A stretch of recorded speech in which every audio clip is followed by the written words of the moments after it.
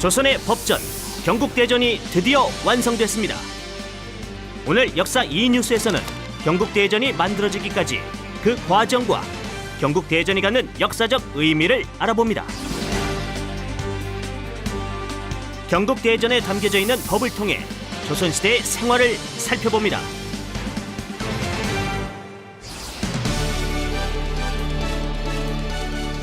역사를 통해 오늘을 되돌아보는 시간. 안녕하세요. EBS 역사 2뉴스의 최연지입니다. 여러분 혹시 법이 어디서 만들어지는지 알고 계세요? 네, 바로 입법부인데요. 설립법법 해서 입법부입니다. 입법부의 좀 더 친근한 이름은 바로 국회인데요. 우리나라에서는 입법부를 국회라고 부르고 있습니다. 즉, 국회에서 국회의원들이 모여서 국민의 뜻에 따라 법을 만들게 되는 것이죠. 그런데 조선시대에도 이런 법전이 있었을까요? 네, 있었습니다. 바로 오늘 우리가 알아볼 경국대전인데요. 이 경국대전은 누가 어떻게 만들었을까요? 지금부터 이 경국대전에 대해 자세히 알아보겠습니다. 사실 조선시대 이전인 고려시대에도 법은 있었습니다. 사람들이 살아오면서 습관이나 풍속, 도덕적 규칙에 따라 굳어진 법인 관습법이 있었죠. 하지만 관습법은 정확한 기준이 없어서 여러 가지 문제가 있었는데요. 예를 들면 김씨네는 10량의 세금을 내고 박씨네는 20량의 세금을 내게. 알겠습니다. 아이고 나리, 왜 제가 더 세금을 많이 내는 겁니까? 그야 김씨는 혼자 살고 자네는 4명이 살지 않나? 그동안 그렇게 해왔으니 그리하게. 하지만 저희는 4명이 살아서 돈이 더 없습니다요. 그리고 김씨네 집이 제 집보다 2배나 더 큽니다요. 그래? 그럼 김씨가 20량, 박씨가 10량 내게. 아니 그런 법이 어디 있습니까요? 아니 참. 이처럼 법을 집행함에 있어서 정확한 기준이 없다 보니 나라의 관리부터 백성들까지 법에 대한 혼란과 불만이 많았습니다. 그리고 형벌에 관한 법은 중국의 법을 가져와 쓰는 경우가 많았기 때문에 우리 실정에 맞지 않기도 했죠. 그래서 조선시대에는 우리 실정에 맞는 체계적이고 통일된 법을 만들기 위해 힘을 많이 쏟았는데요. 해서 조선 경국전, 경제 육전 등과 같은 법전들이 조선 초기에 만들어졌습니다. 그러나 경국대전이 만들어지기 시작한 것은 왕권을 강화하고 나라의 여러 제도를 확립하고자 노력했던 제7대 왕인 세조에 이르러서입니다. 이후 경국대전은 수차례 수정 작업을 거쳐 제9대 성종때가 되어서야 드디어 완성되는데요. 조선의 법은 경국대전으로 통한다고 할 만큼 경국대전이 갖는 역사적 의미는 매우 큽니다. 이전에 나왔던 조선의 법들을 체계적으로 정리하고 발전시켰을 뿐 아니라 조선이 백성들을 하나의 정해진 법으로 다스리는 이른바 법치주의 국가로서 자리를 잡았다는 의미도 담겨 있습니다. 이제 관리들은 법전을 토대로 나라의 일을 처리할 수 있게 되었고 백성들의 삶도 법에 따라 기준을 갖게 되었죠. 또한 조선은 유교의 나라이기 때문에 경국대전에도 그 정신이 녹아 있는데요. 따라서 백성들의 삶에도 유교 윤리가 법이란 형태로 영향을 주게 됩니다. 예를 들면 제사를 지낼 때 어떤 옷을 입어야 하는지, 과거 시험의 과목으로 사서오경에 관한 문제가 나온다든지 하는 식이죠. 경국대전 속에는 어떤 법들이 있을까요? 이는 당시의 행정조직과 관련이 있는데요. 당시 조선의 행정 조직은 모두 6개. 이, 호, 예, 병, 형, 공. 이렇게 6개의 조로 이루어져 있었습니다.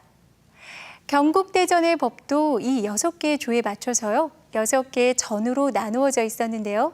즉, 이전, 호전, 예전, 병전, 형전, 공전 이렇게 6전 체제였죠.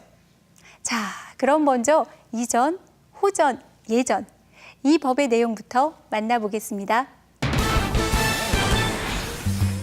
이전은 관리의 임명, 승진, 퇴직 등에 대한 내용과 함께 궁궐 안팎 여성들의 품계 등을 정한 법입니다.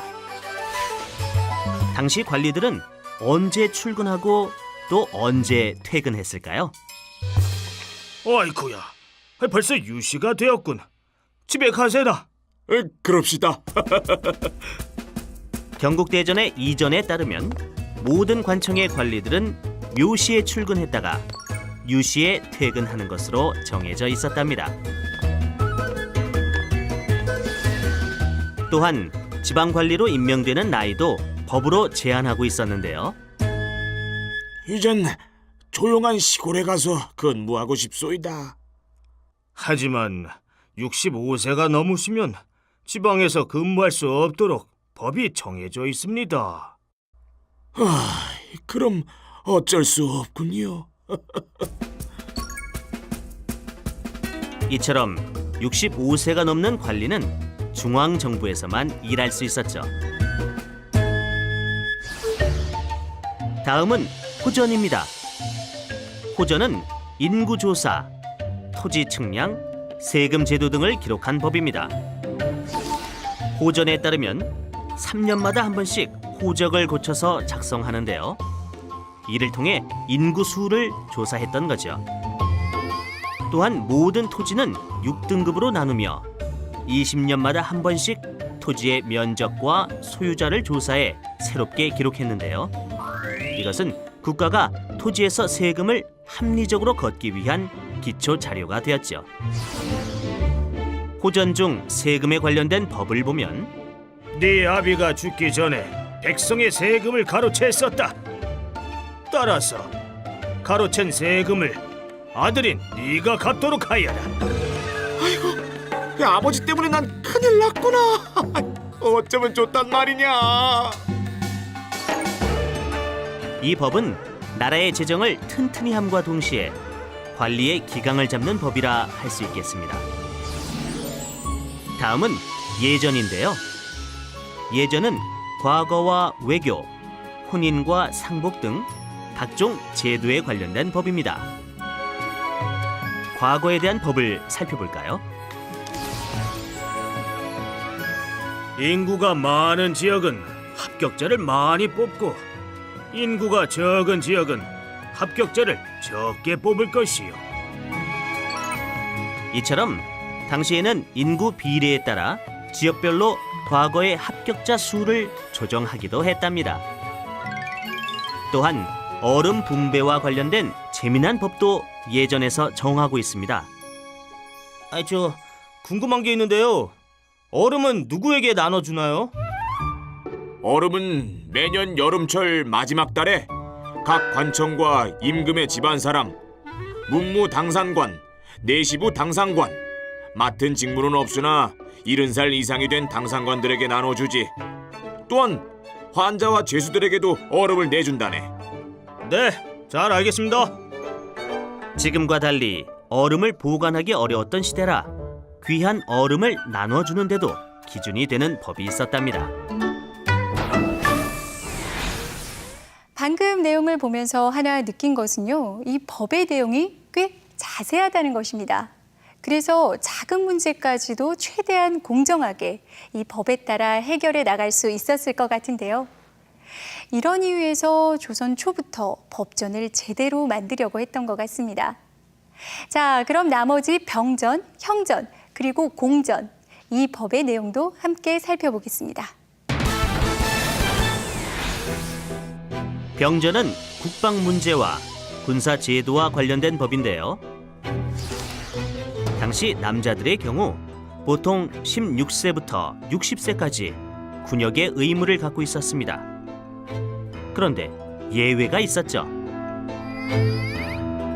나리, 제 아버님은 고칠 수 없는 병에 걸리셨습니다. 아이고, 저희 어머님은 70세가 넘으셨습니다. 어이, 그렇다면 너희 둘 다 군역의 의무를 면제해 주겠노라. 고맙습니다, 나리. 이렇게 병전에서는 불치병에 걸린 부모와 70살이 넘은 부모를 모시고 있으면 아들 중 한 명의 군역을 면제해 주기도 했습니다. 통신체계 중 하나인 봉수에 대한 법도 병전에 속하는데요. 평상시는 하나, 적이 나타나면 둘, 적이 가까이 접근하면 셋, 적이 우리 영토를 침범하면 넷, 전투가 벌어지면 5을 올리도록 정해놨답니다. 이러한 봉수대는 국경 지역에서부터 한양까지 쭉 연결되어 있어서 한양에서도 멀리 국경의 상황을 어느 정도 파악할 수 있었죠. 다음은 형전을 알아볼까요? 형전은 형벌과 재판, 재산 상속, 노비 등에 관한 법인데요. 특히 신분이 낮은 노비에게도 출산 휴가를 주었다는 점이 눈에 띕니다. 임신한 노비에게는 출산 전 30일, 출산 후 50일의 휴가를, 남편에게는 15일의 휴가를 주었다고 하네요. 또한 사형죄에 해당하는 중죄는 3번의 심판을 받도록 하는 삼심제도 형전에 있었답니다. 경국대전의 6전 체계 중 마지막은 공전에 관한 법입니다. 공전은 건축, 도로, 교통 등에 관한 법인데요. 건축에 관한 규정을 보면 신분에 따라 집의 규모를 정하고 있습니다. 대군이면 60칸, 왕자나 공주면 50칸, 임금의 집안 사람이나 2품 이상의 관리면 40칸, 3품 이하 관리면 30칸, 일반인은 10칸을 넘지 못하도록 했답니다. 또한 교통수단인 나룻배의 경우 5년이 되면 수리하고 10년이 되면 배를 새로 만들도록 법으로 정하고 있는데요. 이는 당시의 배들이 잘 썩기 쉬운 나무로 만들어져서 배를 타는 사람들의 안전을 위해 만든 법이었습니다. 네, 지금까지 경국대전에는 어떠한 법들이 있는지 알아봤는데요. 어떠세요? 지금은 없어진 법도 있고 또 지금과 비슷한 법도 있었죠? 출산휴가처럼 말입니다. 만일 여러분이 조선시대에 살고 있었다면 또 어떤 법을 만들고 싶으세요? 네, 경국대전은요, 우리에겐 참으로 소중한 자료입니다. 일단 조선 최고의 법전이기도 하고요. 또 조선시대 백성들의 생활 모습도 볼 수 있기 때문인데요. 그래서 현재 보물 1521호로 정해져 있습니다.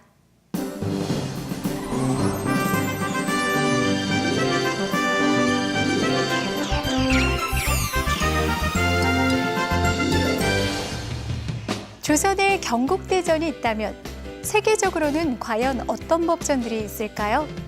세계 3대 법전으로 불리는 법전들을 소개해드리겠습니다. 바로 함무라비 법전, 로마법 대전, 그리고 나폴레옹 법전인데요. 먼저 함무라비 법전. 이 법전은요, 바빌로니아의 함무라비 왕이 제정한 법전입니다.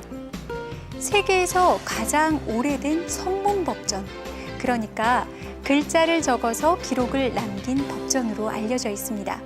특이한 것은요, 글자를 책에 남긴 것이 아니라 바로 비석에 새겨 남겼다는 것이죠. 그리고 혹시 눈에는 눈, 이에는 이라는 말 들어보신 적 있으시죠? 바로 이 말이 이 법전에서 나온 말입니다. 해서 당시 죄인은요, 자신이 잘못한 그대로 같은 벌을 받곤 했습니다. 네, 다음은 로마법 대전인데요. 동로마 제국의 황제였던 유스티니아누스 1세. 그는 동로마 제국을 다스리기 위해 하나의 통일된 법이 필요하다는 것을 느끼게 됩니다. 그래서 학자들에게 명령을 내리죠. 기존의 여러 가지 법을 모아서 이를 총정리하도록 말입니다. 이렇게 만들어진 법전이 바로 로마법 대전인데요. 황제의 이름을 따서 유스티니아누스 법전이라고도 부릅니다. 자, 이제 마지막으로 나폴레옹 법전. 이 법전은요, 이름처럼 나폴레옹 1세가 제정했습니다. 이 나폴레옹 법전은 매우 중요하게 평가받고 있는데요. 바로 근대 시민법의 기본 원리가 되기 때문입니다. 18세기 프랑스 혁명의 주요 정신이었던 자유와 평등, 이 가치를 담고 있는 나폴레옹 법전은요, 지금도 프랑스법에 많은 영향을 미치고 있습니다. 네, 역사 이 뉴스 오늘은요, 우리 조상들이 오랜 기간 정성을 쏟아 만든 법전, 바로 경국대전에 대해 알아보았습니다.